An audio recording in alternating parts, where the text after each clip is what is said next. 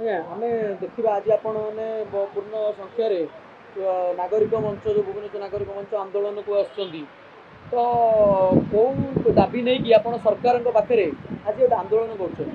ଆଜିର ଖୋର୍ଦ୍ଧା ଭୁବନେଶ୍ୱର ଜିଲ୍ଲା ନାଗରିକ କମିଟି ତରଫରୁ ଯେଉଁ ଶାନ୍ତିପୂର୍ଣ୍ଣ ଧାରଣା ଦିଆଯାଇଥିଲା, ଏହାର ଆଭିମୁଖ୍ୟ ଥିଲା ସମ୍ବିଧାନକୁ ସମ୍ମାନ ଦେବା, ନିରୀହ ଅଗଣିତ ପ୍ରଜା ଓଡ଼ିଶାର ତାଙ୍କୁ ସୁଶାସନ ଦେବା, ଦରଦାମ ନିୟନ୍ତ୍ରଣ କରିବା, ଆଇନ ଶୃଙ୍ଖଳାକୁ ସ୍ଥିରୀକୃତ ରଖିବା, ଦୋଷୀ ବିରୁଦ୍ଧରେ କାର୍ଯ୍ୟାନୁଷ୍ଠାନ ଗ୍ରହଣ କରିବା ଏବଂ ସରକାର ସଚେତନ ରହି ଶାନ୍ତି ଆମ ସମ୍ବିଧାନ ସର୍ବଭୌମ ଗଣତନ୍ତ୍ର ରାଷ୍ଟ୍ର, ଏ ରାଷ୍ଟ୍ରରେ ସମସ୍ତଙ୍କର ହିନ୍ଦୁ ମୁସଲିମ ଶିଖ ତାମିଲ ମାଲୟାଲି କେରଳୀ ସମସ୍ତଙ୍କୁ ସମାନ ଅଧିକାର ଦେଇ ସୁଶାସନ ଦେବା। ଆପଣ କୋଉଠିକି ଲାଗୁଛି ଯେ ଆପଣ ଓଡ଼ିଶାର ଜନତାଙ୍କୁ ସୁଶାସନ ମିଳିପାରୁନି ବୋଲି? ଓଡ଼ିଶାର ଜନତାକୁ ସୁଶାସନ ମିଳିପାରିନି ମୁଁ ଏଇଥିପାଇଁ କହିବି, ରାଜାଙ୍କର ଯିଏ ରାଜା ଭାବି ନିଅନ୍ତୁ, ଓଡ଼ିଶା ସରକାର ରାଜା, ମୁଖ୍ୟମନ୍ତ୍ରୀ ରାଜା, ରାଜା ପ୍ରଜା ପାଳିବା ତାଙ୍କର ହେଉଛି ଧର୍ମ। ମୋ ପ୍ରଜା ଭଲରେ ରହିଲେ ରାଜାଙ୍କର ସମ୍ମାନ ବଢ଼ିବ।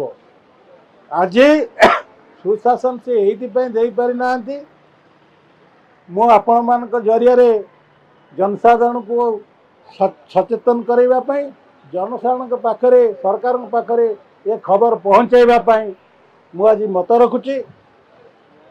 ଯଦି ସରକାର ସୁଶାସନ ଦେଇଛି, ରାଜନୈତିକ ଦଳ ମତ ପାର୍ଥକ୍ୟ ରହିପାରେ, ନିର୍ବାଚନକୁ ଆସିବା ପାଇଁ ସେମାନେ ଯାହାର ମାନେ ତାଙ୍କର ପ୍ରକ୍ରିୟା ଜାରି ରଖିପାରନ୍ତି।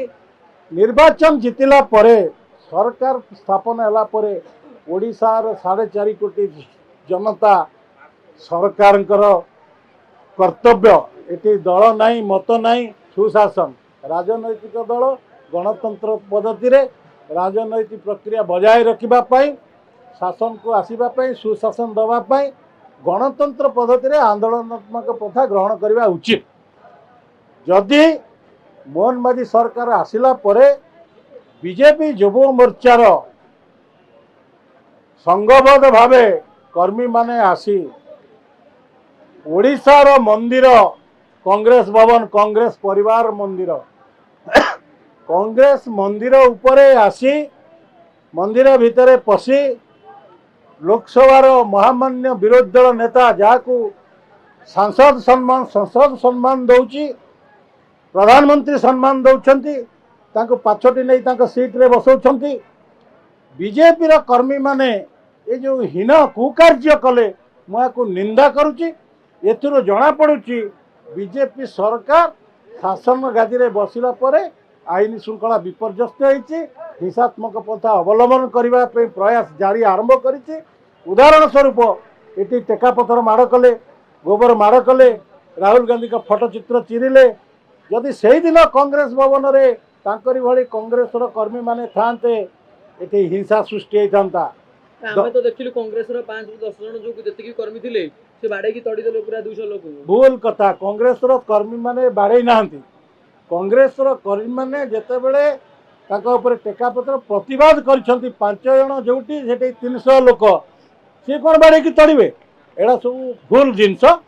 ଏମାନେ ନିଜକୁ ପ୍ରୋଟେକ୍ସନ୍ ଦେବା ପାଇଁ, ରାହୁଲ ଗାନ୍ଧୀଙ୍କ ଫଟୋ ଚିତ୍ରକୁ ପ୍ରୋଟେକ୍ସନ୍ ଦେବା ପାଇଁ ଟେକାପଥରରେ ଆଘାତ ଲାଗି ରକ୍ତାକ୍ତ ହୋଇଛନ୍ତି କଂଗ୍ରେସ କର୍ମୀମାନେ। ଏଫଆଇଆର ହେଇଛି।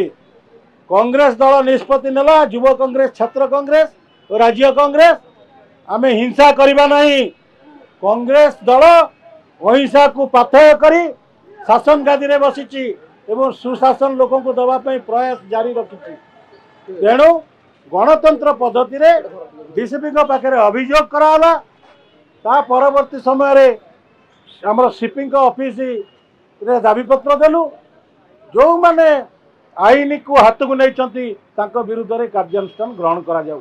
ଯଦି ଗ୍ରହଣ କରାନଯାଏ, ଆଗାମୀ ଦିନରେ କଂଗ୍ରେସ ଯାହା ନିଷ୍ପତ୍ତି ନେବ, ରାଜ୍ୟବ୍ୟାପୀ ଆନ୍ଦୋଳନ ଚାଲିବ।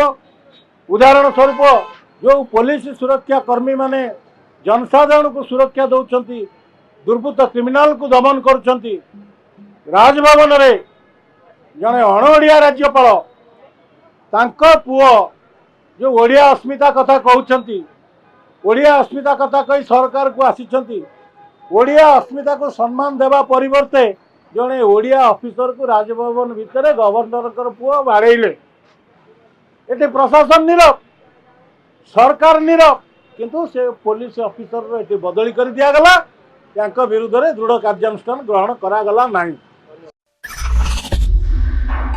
LIT Luxury Institute of Technology.